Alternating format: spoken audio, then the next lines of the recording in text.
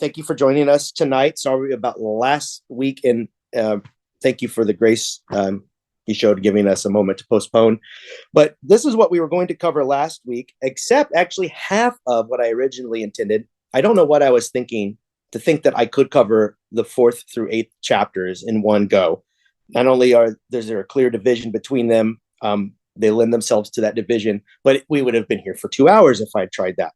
So I had decided even before last week that we would just focus on chapters 4 and 5 of Revelation, which has to do with the throne room, the heavenly throne room. But a brief review first. 2 weeks ago, we took a hard look at the first chapter of Revelation, and we glanced over the second and third chapters.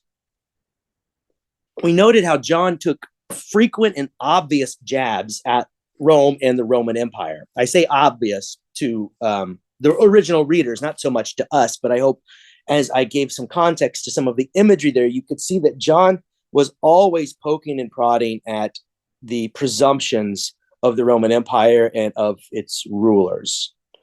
For example, right out the gate in the introduction, we have Jesus introduced as the ruler of the kings of the earth, which would be in opposition to the penultimate ruler of that area, which would have been Caesar. Also firstborn among the dead, which is to imply you can kill them. And the firstborn is the one who has primacy in whatever household they're firstborn into, at least at that time. It was a primogeniture culture. And this one is not only kings of everybody, but you can kill him and he's still your king. And then we had the image of Christ in verse 16 holding 7 stars that symbolized the seven cosmic orbs that were sometimes put in the hands of emperors or the children of emperors to show their power over the cosmos. We had the image of the sword coming out of Christ's mouth, which signified the word being the mode of bringing about the change and not violence. And then we had this bright light around his head, which readers and listeners would have recognized as a halo that would have gone around the head of, at this time, Domitian, but other emperors who on the coins and in other places were caricatured as with a halo to signify their divine status. But then we considered John's address to the 7 churches in Asia Minor. We noticed how John's jabs at the Roman Empire continue, repeating some of these same things that we had seen in chapter 1. And then we were asked to consider how our own church communities may compare to churches described in Revelations 2 through 3, for good or for ill. Tonight, we're going to consider Revelation chapters 4 and 5 while noting the meaning behind the imagery we find there. And then we'll notice how the heavenly throne room reveals and reflects the values of God's dominion in contrast to the values of Rome's domination. Let's get right to it. The heavenly throne room, chapter 4, verses 1 through 3, which go, "After this, I looked, and there in heaven a door stood open. And the first voice, which I heard speaking to me like a trumpet, said, 'Come up here, and I will show you what must take place after this.' At once I was in the seat, and there in heaven stood a throne, with one seated on the throne. And the one seated there looks like jasper and carnelian, and around the throne is a rainbow that looks like emerald." This throne room imagery that you're reading, it's common motifs in apocalyptic text, and we find similar things in some of Isaiah's writings and Ezekiel's. And the Blunt writes of this, biblical commentator Blunt writes of this, "The accents highlight God's glory and majesty. In heaven, the place of royal recognition is reserved only for God. In heaven, God rules. That realization should temper the fear that John's hearers and readers have about the historical rule of Rome. It should overcome the hesitancy they have about them to proclaim lordship of God and God's Christ in the Roman world. Despite the pretensions to control asserted by Rome, ultimate power belongs to God. God is therefore due ultimate and singular witness."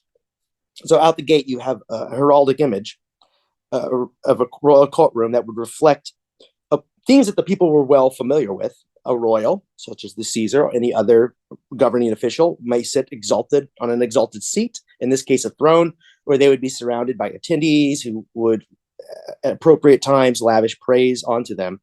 And then everything would be done to emphasize the grandeur of Rome and the splendor of the emperor, its icon and figurehead. But here, true to the pattern I hope to continue to establish through these classes. The throne room scene seeks to show up Rome and Rome's emperor by portraying God in a throne room the rulers of this earth could never dream to duplicate. The lights are just too bright, the sounds, smells, and sensations just too overwhelming. No ruler could replicate the emerald rainbow, which may have reminded the original audience of the halos that surrounded various depictions of the emperor. For certain, the brilliant colors emanating from the one on the throne are meant to have this effect.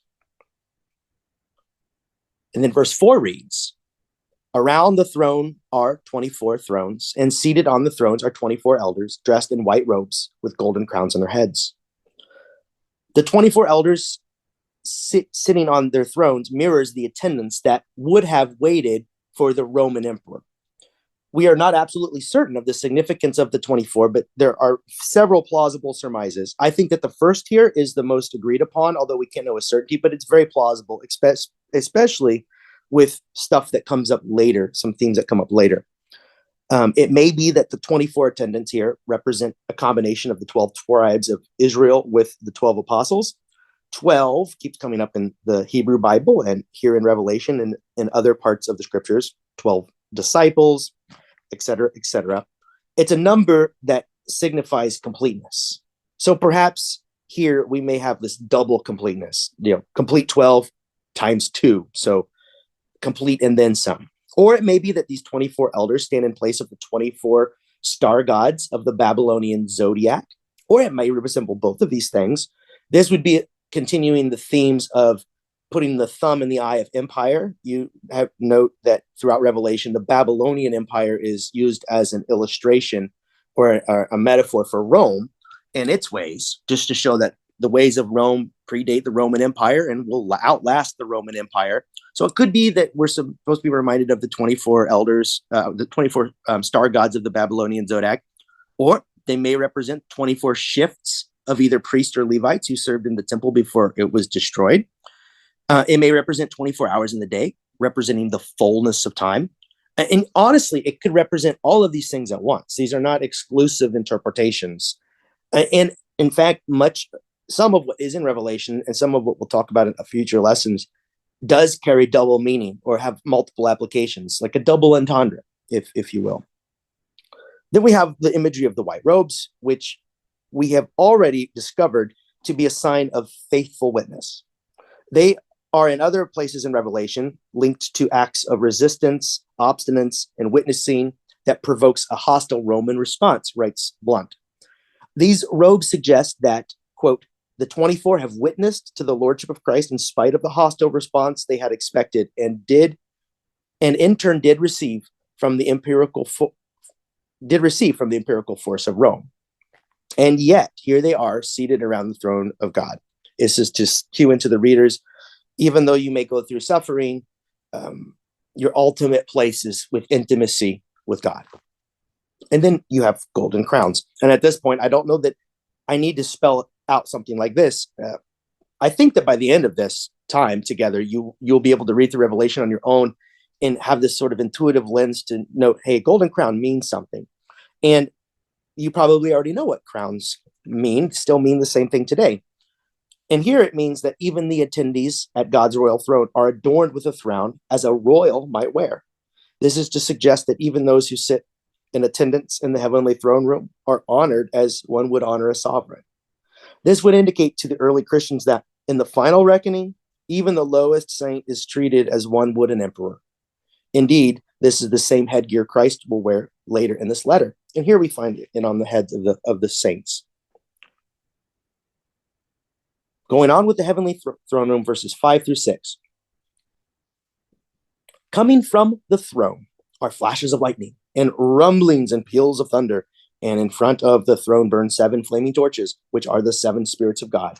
And in front of the throne, there is something like a sea of glass, like crystal. 3 images come to mind here. Flashes of lightning. Lightning and thunder were used in association with Greco-Roman deities and emperors. This includes the Roman Domitian, who we have found depicted in other places using lightning to signify the power that they have, like a god, as did Zeus and Apollo, using lightning bolts. The point here is God has a power over and greater than the power of any other ruler. Next, you have these 7 flaming torches. So here, the 7 torches build upon the grandeur of the scene, more light, and also the ferocity of fire that burns. Their number emphasizes that theme of completeness. Again, 7 will keep coming up. 7 and 12 both signify completeness and wholeness. Blunt writes, for the prophet, the stand and its lamps represented the presence and vision of God throughout all creation. So these may also remind the original audience of the lamps that burned before the Ark of the Covenant, a reminder of God's past faithfulness, and also a reminder of all of those times that the light of God went with them. But I really like this, and I also have a quote at the end of this slide that I really had thoughts and reflections. I had thought of this passage in ways I had never thought of before. But first, the sea of glass. You need to know that the sea is the site of chaos in the Bible. And here, biblical scholar Blunt cites several examples from Job, the Psalms, and Isaiah. You can look up later on your own time, but you are probably familiar of passages like these where there's the great sea and the mighty Leviathan. Jonah was called to face the tumultuous sea on a mission. And the raging sea represents resistance to God, God's people, and the future of God's people. This metaphor was born out of people that never mastered the sea and were always quite frightened by it. The Greeks had great sailing ships and others in trade. The nation of Israel, although a coastal city, never really coastal country, had coast and oceans, never really took to the ocean in that way. And so the ocean was always a mysterious place of chaos and fear. And it became a metaphor in the Hebrew Bible for the chaos in the world. And so what's implied is here is before God can create and secure the world and the chaos, God must first seize control of the sea. And here the sea has been still. The glassy sea is smooth as glass. God has stilled the chaos and holds all in control. What is also interesting is that the sea is placed between the heavenly attendants and the throne. The implied meaning is that before we reach the presence of God, we'll have to make it over or through the chaos. But God is in control of the chaos. And here's that extended quote from Blunt. And I apologize for quoting him almost exclusively in this lesson.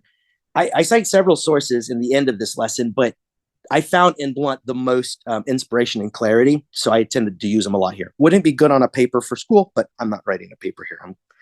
So apologies, but also not really an apology. I find him very insightful. And this quote here really made me think. Quote, God has made the crossing easier by freezing into place the sea and the hostility it represents.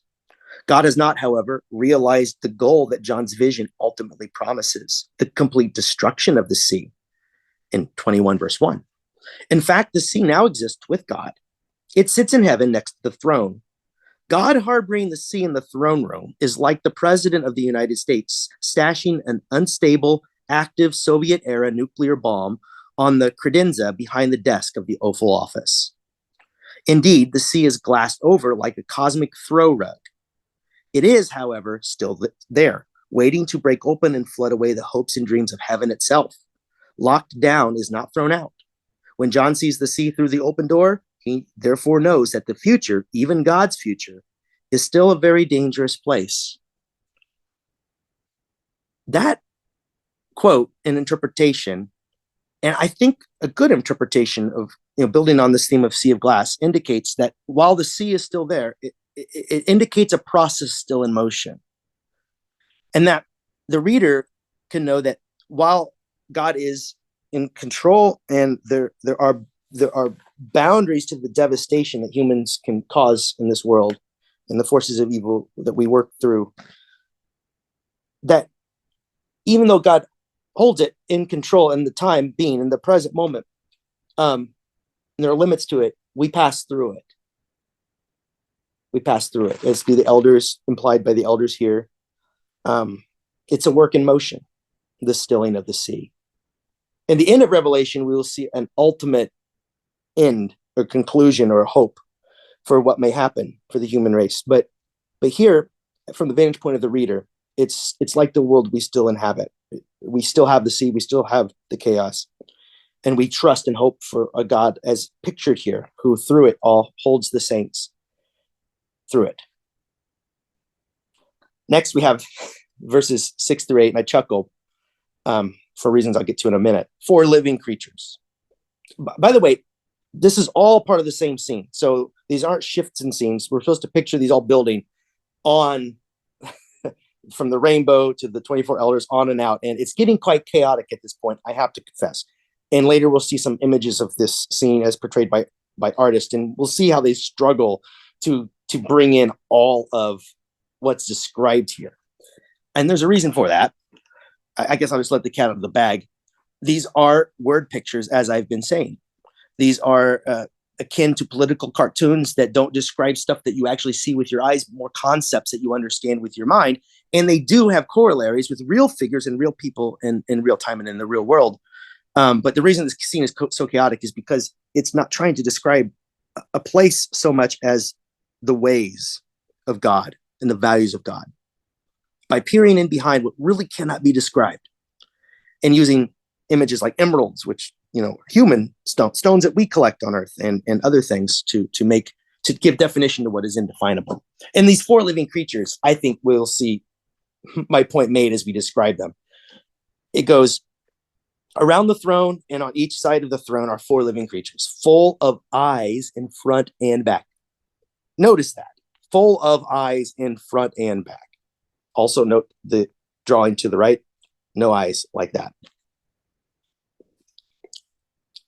Anyway, the first living creature, like a lion, the second living creature, like an ox, the third living creature with the face of a human, the fourth living creature like a flying eagle. And the 4 living creatures, each of them with 6 wings, are full of eyes all around and inside. Day and night without ceasing, they sing, "Holy, holy, holy, the Lord God Almighty, who was and who is and is to come." Now, these creatures were favorites of mine in my youth. I may have mentioned that I had collector cards featuring biblical figures and stories that I bought at church camp. And each of these 4 creatures I had as cards. And I remember the imagery vividly. And I remember the theme seeming to me to be wholly irrational, illogical, and bizarre. Because the artists of those cards, I could not find them. I haven't been able to go home and look for them. But I found pictures I'll show later that did what those cards did. My cards that I looked at, unlike the picture to your right, tried to capture all that we are reading about, from the eyes to the wings, the bizarreness, the improbability of these creatures. Even the combination of these things don't even make sense in terms of, how animals relate to each other here on Earth. Head of a human with wings with an ox's head. So this is because the reason why these images are so bizarre is because they are symbols that carry meaning for John's audience, not literal creatures as one might read about in a zoological textbook. I mean, what does it really mean for a creature to be full of eyes all around and inside? And we'll get to that in the next slide. But before we get there, I should mention the obvious echoes between the creatures described here and the creatures described in apocalyptic portions of Ezekiel and Isaiah, though there are differences. Of this, Blount writes, while Ezekiel's creatures had 4 wings, John's, like Isaiah's, have 6. The match with Isaiah, however, is not a perfect one in this regard. In Isaiah's presentation, the wings are paired together as they perform certain functions. You may recall, as an aside, they flew with 2, they covered their face with 2, and then they covered their feet with 2, I believe was how it went. Maybe Sue can correct me on that later if I got that wrong. But the creatures are also positioned differently. In Isaiah, they're situated above the throne. In Ezekiel, they appear to bear the throne with the assistance of their adjoining wheels. Wheels, by the way, which are covered with eyes. Again, more on that in a moment. John sees them stationed right next to the throne in Revelation's vision of Revelation. They're also described differently. In Ezekiel, each creature has 4 faces.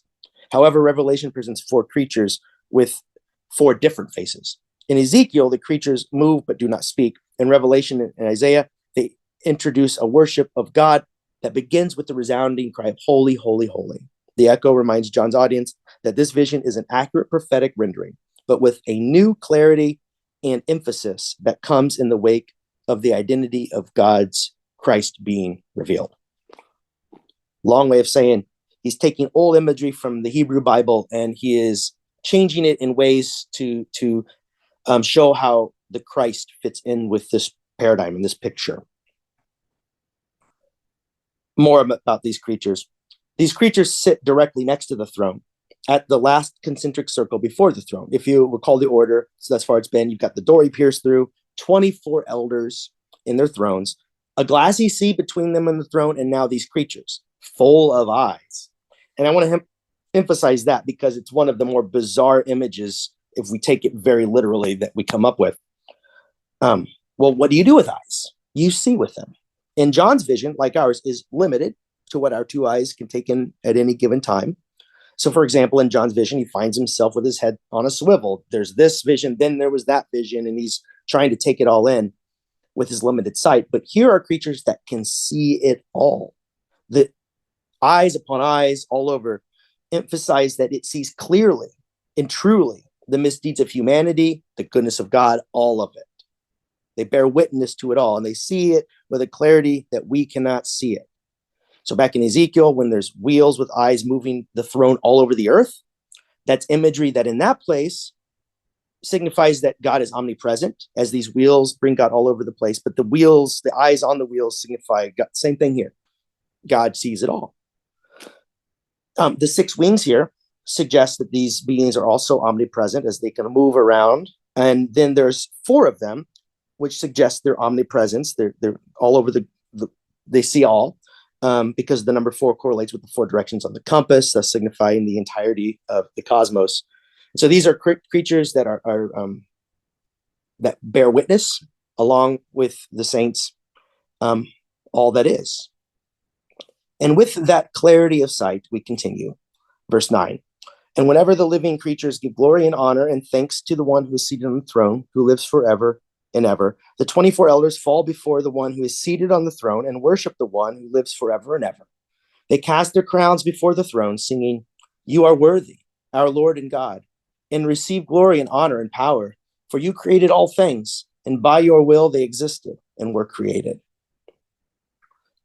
For any of you who have listened in on previous lessons, I hope by now you can not only see a pattern here, but perhaps could venture a guess as to the effect that this passage might have had on the Roman readers who at that time may have been all in on the imperial cult and worship of the emperor. Somebody who really bought into the imperial cult might read these and have immediately recognized that here was a throne room scene that not only rivaled the emperor's, as we've been describing, and also made his look drab and unimpressive by comparison, but even the heavenly court is adorned in a splendor that suggests that even God's attendants reflect more glory than the emperor's own accoutrements.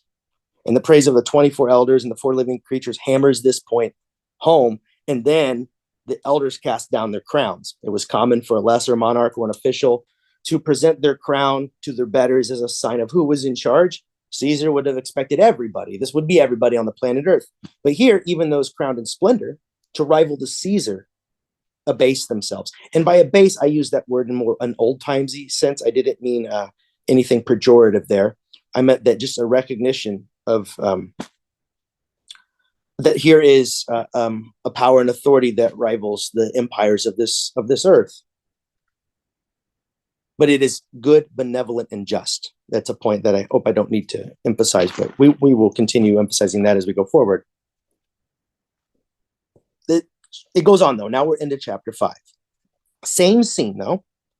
Then I saw in the right hand of the one seated on the throne a scroll written on the inside and on the back, sealed with 7 seals. And I saw a mighty angel proclaiming with a loud voice, "Who is worthy to open the scroll and break its seals?"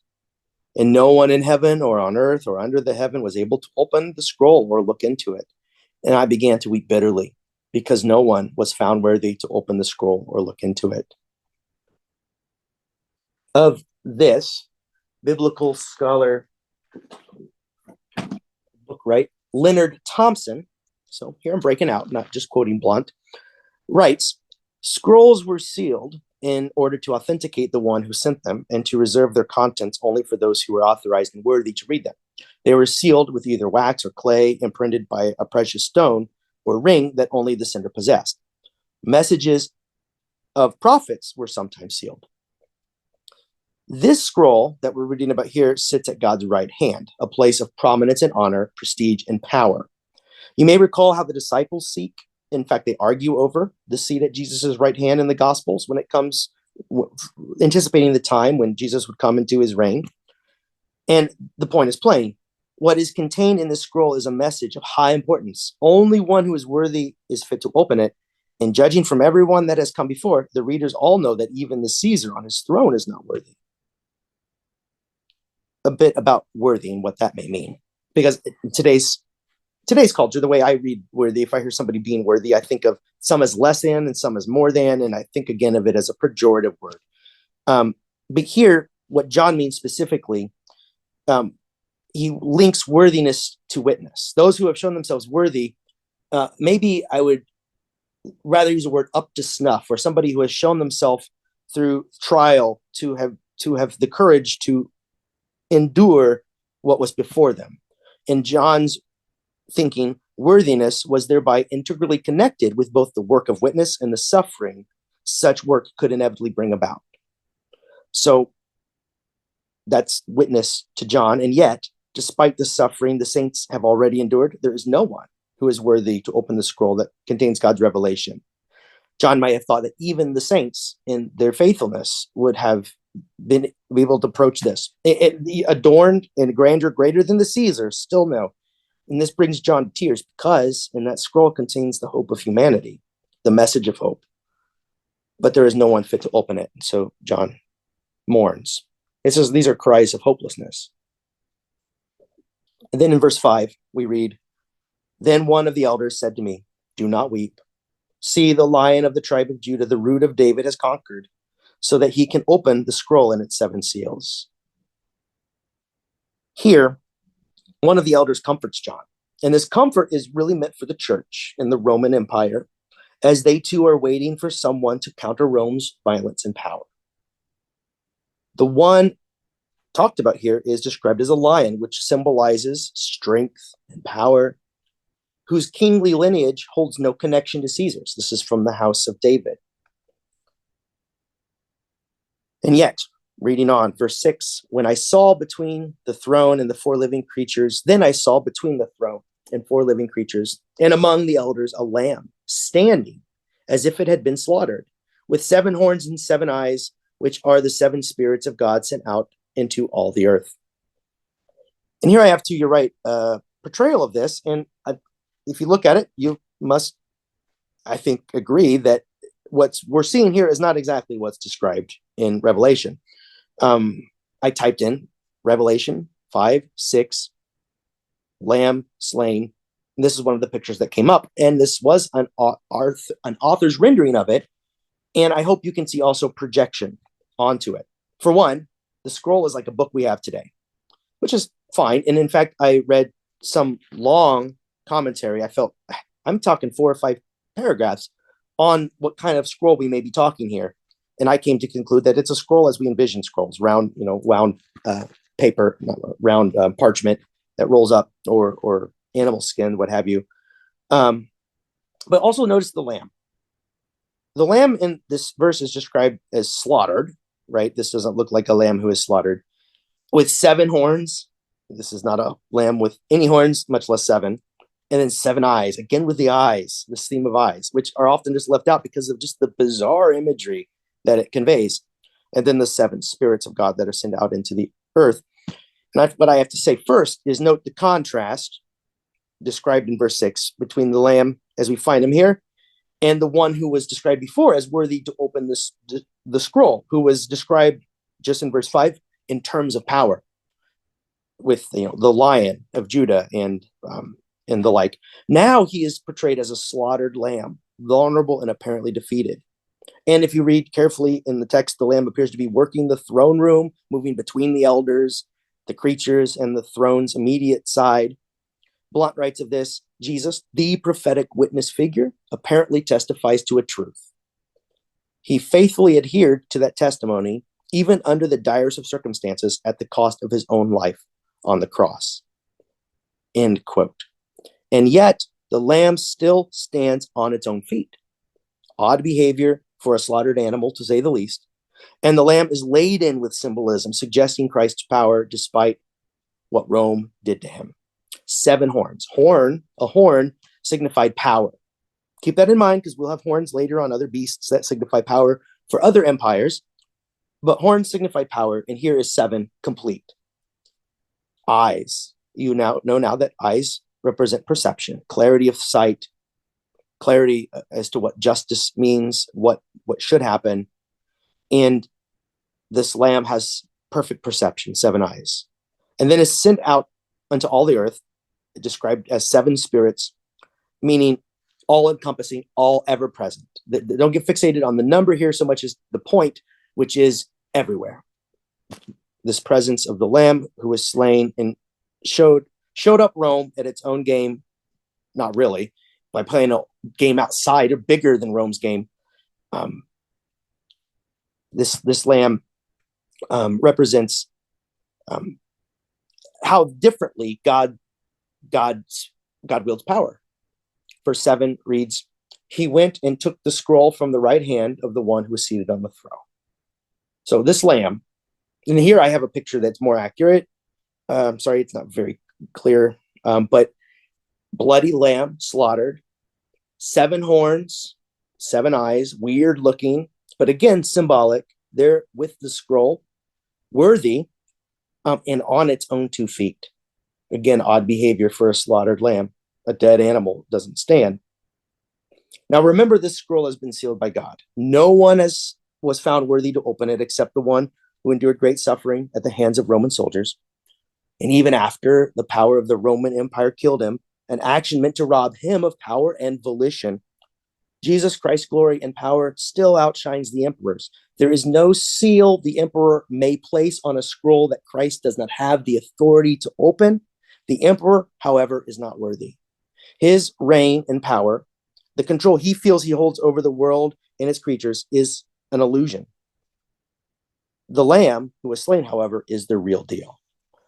So you have here a commentary on the sort of power that Rome possesses, a power that executes political prisoners and dissidents, as Jesus was executed, as were many of the disciples early on, and many others who had no dealings with Judaism or Christianity, but it was a mode of control, a way of instilling fear into people who dissented or who questioned the authority of the Caesar. And some benefited well by not questioning this authority, and others were hard put upon, as is still the case today, by people in positions of power. And Jesus, however, and is represented by the lamb that was slain, shows that he has power and real clarity of sight and real authority and worthiness, not by outmatching Rome with strength, not by outmatching Rome with violence, but by showing that even if Rome does all of that, Rome does not win. And when he takes the scroll, the 4 living creatures and the 24 elders fell before the lamb, each holding a harp and golden bowls full of incense, which are the prayers of the saints. They sing a new song. We'll talk about a new song here in a moment. The first, harps, reminds the readers of the harps played by Levite attendants in 24-hour shifts in the Jerusalem temple. This is one reason why I think that going back to the 24 elders and why there might be 24, why the linking it to the temple liturgical practices is plausible. In addition to some of those other explanations, because here we have 24 harps, which really does clearly link it to that. Also, incense, often a part of Israel's liturgical life at the Jerusalem temple. This also reminds the readers that their worship points to something transcendent. So you would smell the incense in your own worship setting, and then you would hear this read in the heavenly throne room described. And when next time you went back to your worship setting, you would smell the incense and realize that its purpose was to transport you into some other frame of mind, some other place. And then the prayers. If what comes later on is any clue, in Revelation chapter 8, which is a chapter I wrote a paper on in seminary, by the way. More on that in a few weeks. If what comes later is any clue, then these prayers offered here are not prayers of offering, these prayers of adulation, prayers that are offering up praise which comes later in this hymns that are sung, but rather prayers that are asking that the saints be vindicated for their suffering. So these are prayers, I guess, over the glassy sea.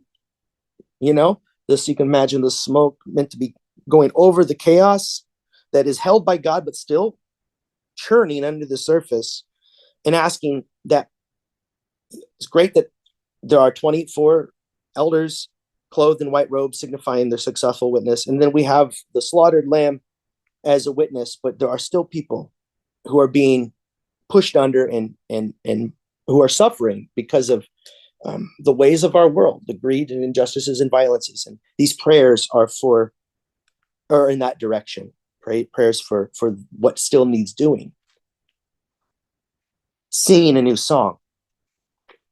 Then the heavenly court sings a new song and praise to God. And in the Hebrew Bible, a new song is always an expression of praise for God's victory over the enemy. And the biblical scholars say always. This is how it comes up every time, a new song. And so I keep that in mind, though. Next time you have a worship leader try to challenge, old ways of singing and say, we're going to sing a new song before God. Well, you're going to sing a song of victory, and over who, I guess. Maybe metaphorically over the struggles in life. Either way, verse 10 reads, you are worthy, meaning the Lamb. This is the song being sung in praise to an adulation of Jesus, the Christ, as represented by the Lamb with multiple eyes and horns. You are worthy to take the scroll and to break its seals. For you were slaughtered, and by your blood you ransomed for God's saints from every tribe and language and people and nation. You have made them a kingdom and priests serving our God, and they will reign on earth. So here's a victory hymn to rival the song sung in procession for Caesar after a victory in battle.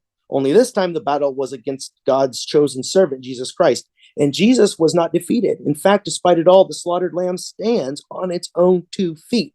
What's more, the slaughtered lamb has shown God's people the way forward. And in this way, they are ransomed. The way is not to kowtow to the despotic rulers of any age, but rather to resist evil, knowing that God, conversely, God's children, will be vindicated in the end.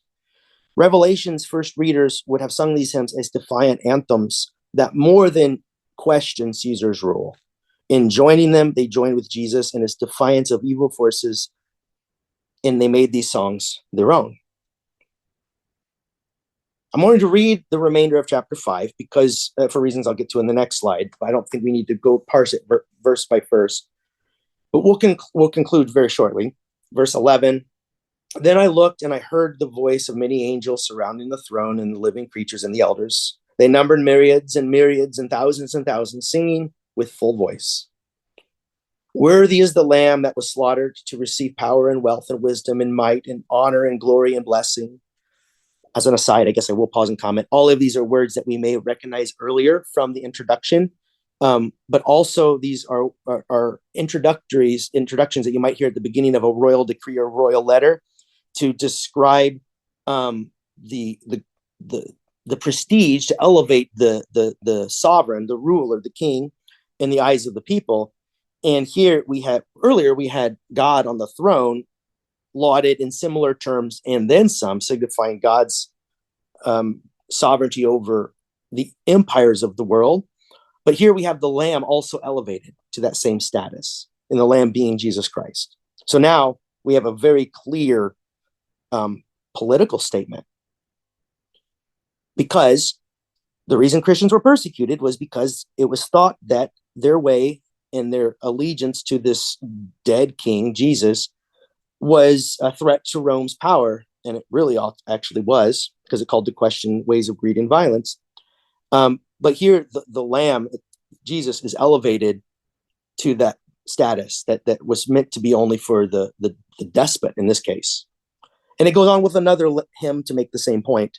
Then I heard every creature in heaven and on earth and under the earth and in the sea and all that is in them singing, to the one seated on the throne and to the Lamb be blessing and honor and glory and might forever and ever. And the 4 living creatures said, Amen. And the elders fell down and worshiped. And that's where this scene concludes, and we'll shift into the next scene next week. But I want you to see how these 2 chapters, 4 and 5, begin with a throne room, and a throne room that's described in such a way to serve as not only a counterbalance, opposition to and alternative to the throne and rule of Rome.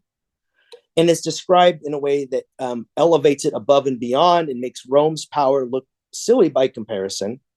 And then here we have, in a similar way, in a way that mirrors, in the back half of chapter 5, we have something that mirrors the front half of chapter 4, which elevates Jesus at the right hand to that same place. And I say it's a political statement because people in the Roman Empire everywhere would have been aware of these quirky, weird Christians and Jewish Jesus followers as well. And oftentimes Jews were lumped into this and experience intense persecution before the Christians and sometimes more than the Christians.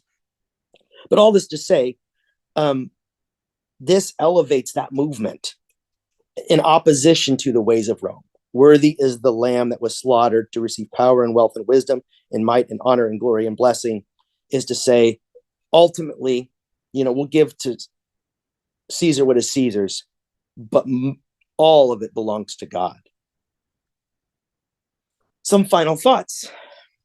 How it applies, how I find meaning in this passage today, and how I find hope in this passage today, these passages.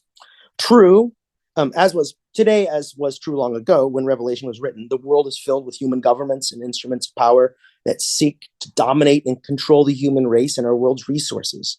But we can take heart from these chapters by their revelation that God and Jesus are better and more just rulers than any human ruler, however competent, benevolent, or powerful.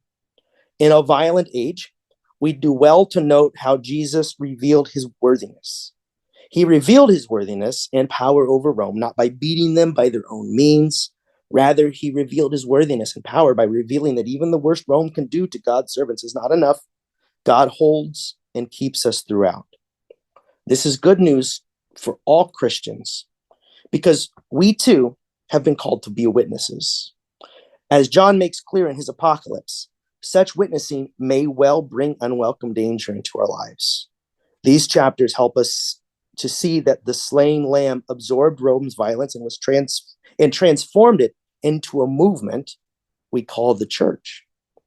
We are now invited to stand bravely alongside Jesus and our fellow sisters and brothers in opposition to evil forces in our own times. And even if we are harmed by the danger, we, like the Lamb of God, will find ourselves still able to stand by the grace of God. And if the 5th chapter holds any clues as to what may follow, we'll be standing with our heads held high, victorious over the world and its broken ways. Questions. I'm going to bring you all up, and I'm just curious to hear your comments or insights or your thoughts, or perhaps things that, reflections that weren't mentioned. You're muted, Nancy. Unmute, Nancy. There you go. Nancy, mute. Thanks, Sue. Okay. There you are. Maybe you explained this at the beginning because I missed about 10 minutes, but okay.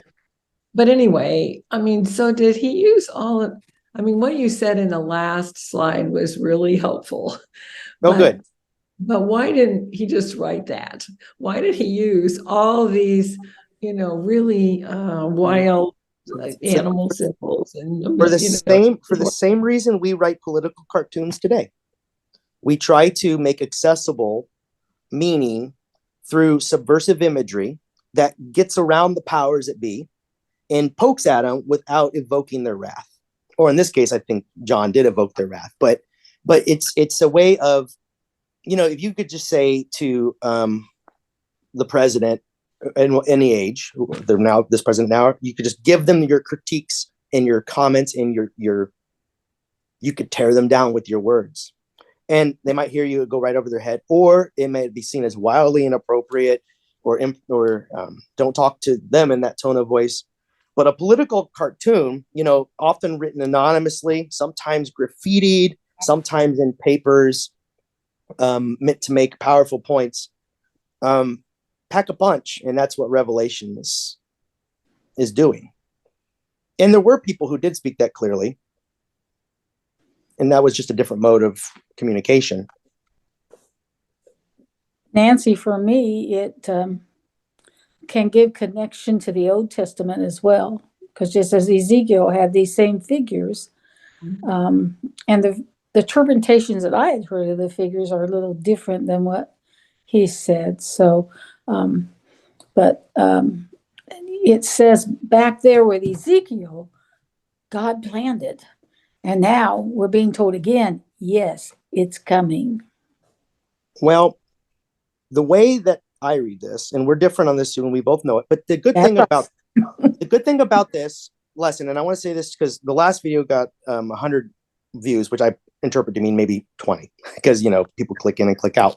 But if somebody is listening to this who has a divergent opinion, I am going to share what I think I have learned, and we'll discuss throughout new, more modern interpretations, such as dispensationalism and rapture, and all of those things are fairly new on the scene, 200 years. And it'll be for you, the viewers and participants like you, Sue, to decide what you find more plausible. And at the end of the day, there are overarching themes that I think we can all grab onto, even if we come away with differences.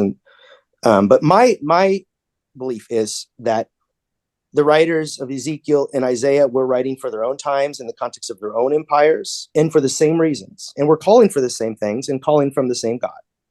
I don't think they had in their conception Jesus specifically, but some messianic figure, son of man, often framed in terms they understood, terms of power and might that could throw over the Babylonians or the Persians, whoever. And here we have, drawing from that long tradition of apocalyptic literature that was a genre that was understood and functioned for some hundred of years within Judaism, and then in early Christianity, that we have here is just a new book in that genre, borrowing from old themes that would be understood and continuing the same conversation about what is God doing in the immediate moment for those who are held in the grips of empire and are suffering, and what will God do ultimately for the human race in the big picture. And you can get that message from all three of these in different ways. Some believe, and I know, Sue, you hold the belief that Isaiah and Ezekiel had in mind through the centuries someone like Jesus. I'm thinking maybe that's true in some ways, but not in very specific ways. Well, they were expecting a Messiah, right? Yes. Yes. Okay. They were expecting a Messiah. I think that Jesus flipped our expectations on the head. The lamb in this passage reflects that. Previous hopeful messiahs and Christ-like figures, Christ meaning Messiah, or one who would usher in the realm of God, did participate in armed insurrection, sometimes with varying degrees of success. And those were the people that were looked to as possible Messiah figures. Even people who read Ezekiel and Isaiah would say, maybe this is the one. And the point of Revelation here is when the one came, the empire did what the empires do. And we thought, well, that wasn't the Messiah. But out of that was born the church, and Christ's resurrection shows us that there's no death that the empires can throw at us that God can't hold us through. And so my view is that that for John, he is clearly saying the Messiah. I want you the reader to see that the Messiah, that Jesus is that figure that we have been looking for. But I don't know that was clear to the early writers. I actually don't believe it was, but that's my opinion.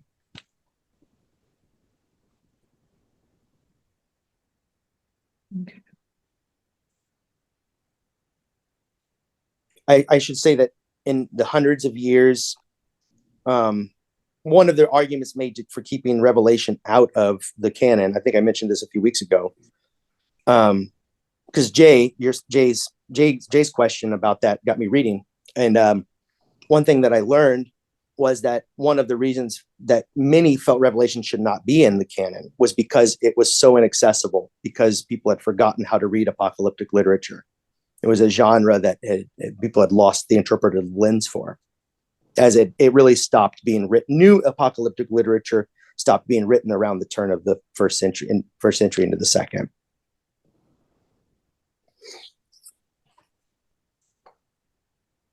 Okay, I'll jump in. Just carrying on from your last comment, it was interesting when the founders of the disciples, Alexander Campbell, had no use for the book of Revelation. Really? Yeah. Neither did Martin Luther. On the word pictures that John painted and everything, he obviously was pulling from what they understood was the political structure of the day. And he went with it from there. So I take that word picture as his interpretation, his understanding as how things worked at the time he was writing. Be interesting if somebody tried to reinterpret that into power structure as we understand it. I think that once you have this interpretive lens that I am trying to explain, take it or leave it, that becomes easier because you can find in any age of human history the groups of people or the governing forces that are behaving like Rome is described in Revelation, that practice the ways of Rome, and that through violence and exploitative greed devastate the planet and the human race. As we'll read later, at these plagues are about much of that. Today we're called a dictatorship. Yeah, and you can probably find corollaries in any. If you were on the other side of the globe at the time of Revelation's writing, you might have written. I'm speaking out of ignorance here, but there were various empires in South America that at different times were cruel or pretty awesome, depending on the time in history. It could have applied to them. They could have found John's revelation, and if they understood, somebody could translate them the imagery. I found the kind of meaning I find in it now and the hope I find in it too, because as I think of this slaughtered lamb who's standing on its feet, who has power but doesn't look powerful, who sees all but looks very like you would never call on this one for insight, who nonetheless has the authority to open the scroll, which is the revelation of what God is going to do for the human race. And that gives me hope because we as Christians may expect ourselves to find ourselves in compromising situations, not like to our integrity, but to our lives or to our safety. And I hope I don't face anything like what people who've died for their faith face, but at the same time, there are times to stand up for civil rights and for the rights of vulnerable people all over the globe right now that are being hurt and slaughtered. And when we see our place in that, we don't all have the same place. And thing about knowing about the struggles across the globe is there seems to be too much, and there is too much. We can't do all of that. But there will be times in our own lives where it becomes clear in a conversation between individuals or in a social setting or even in a protest where we stand in opposition to all that John is trying to critique here. And the good news is the slaughtered lamb witnessed all of that and still come through on their own 2 feet. And that gives me hope that I find strength in the moment. And should it take my life, that there is hope for the redemptive work to do something when I'm gone, or as Jesus's death has done, or perhaps bring about the result I hope to see, which is what I really hope, because I want to see it with my kids, and I want them to see it. It's the mystery of our faith. Yeah. It's coming in, it's breaking upon us. We see its result, and yet there's that sea of glass is tumultuous from my perspective, and the way over the chaos to the glory of God. Again, I take heart from this image of the chaos being held at the throne of God, smooth as glass. The image is not meant to make us think of a nice like beach resort, where we enjoy the waters, but this is the problems in the world, and God has them at the feet. But the positioning is significant too, and has brought stillness. It's to suggest what God can do. Yes, I Question think is, go ahead. the images of the throne room, I think of it as power That's right. and majesty.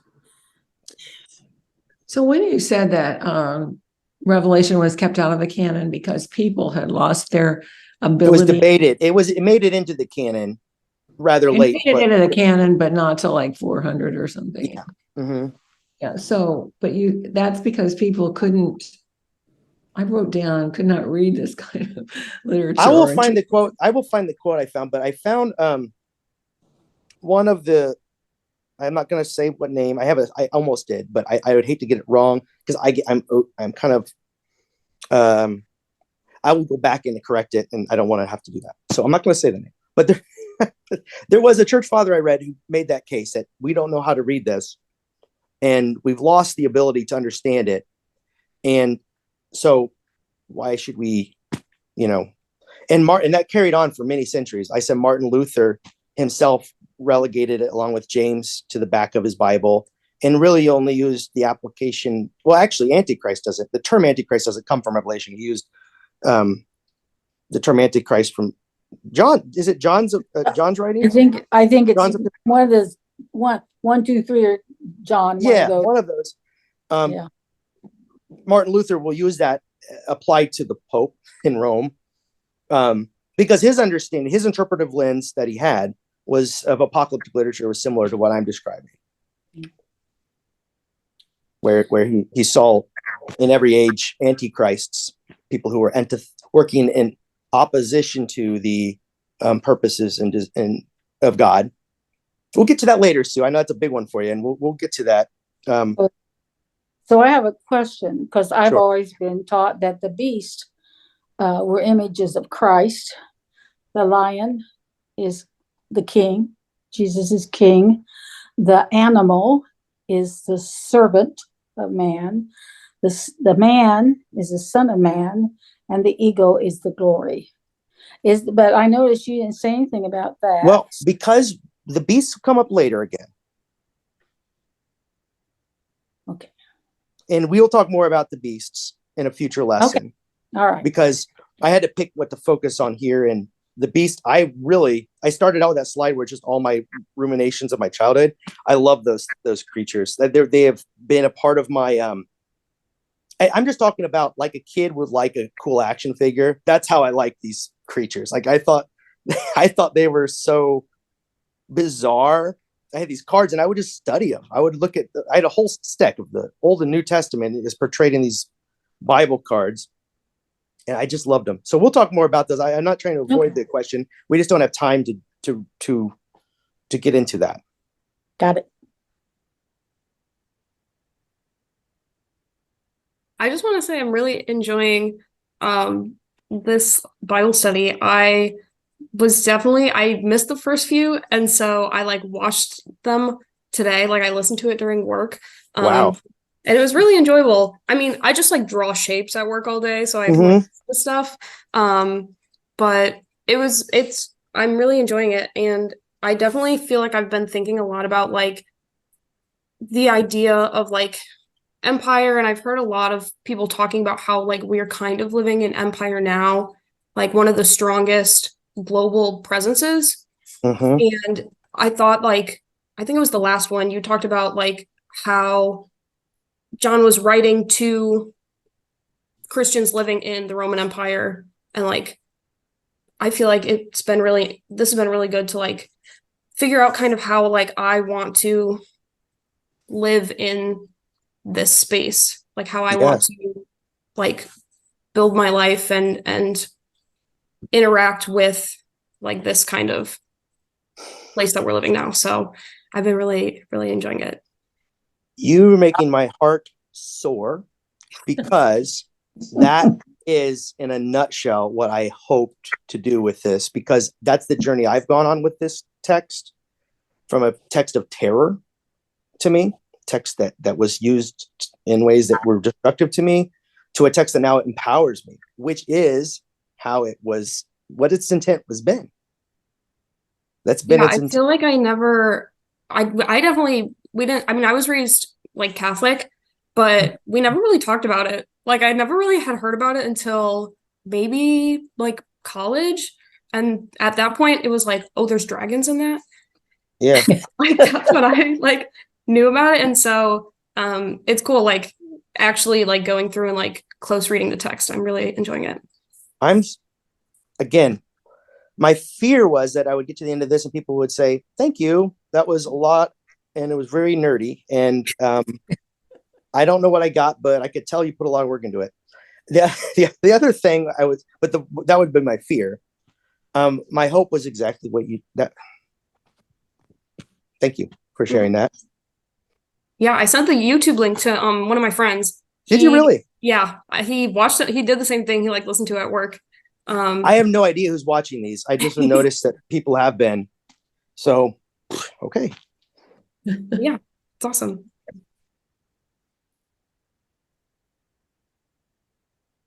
Well, it's 8:06. We usually conclude at 8. Are all hearts clear here? Or if not clear, are we ready to we'll continue this discussion in 2 weeks' time. Next week is Thanksgiving. We'll be taking a break. And then the following week, we will resume with chapters 6 and 7, which deal with the 7 seals, which I cannot think of without thinking of seals, as in the animal, which I think is great. The 7 seals. Oh, chaos. This is not to suggest that the lamb who was slain went to field dress 7 seals. That is not what it means to open 7 seals. It means to, I'm sorry, that's maybe irreverent. But it's not, we'll get to that next week. And or in 2 weeks' time. Why don't you just say 7 envelopes? We're going to open 7 envelopes. 7 envelopes. Yes. Is that the next chapter?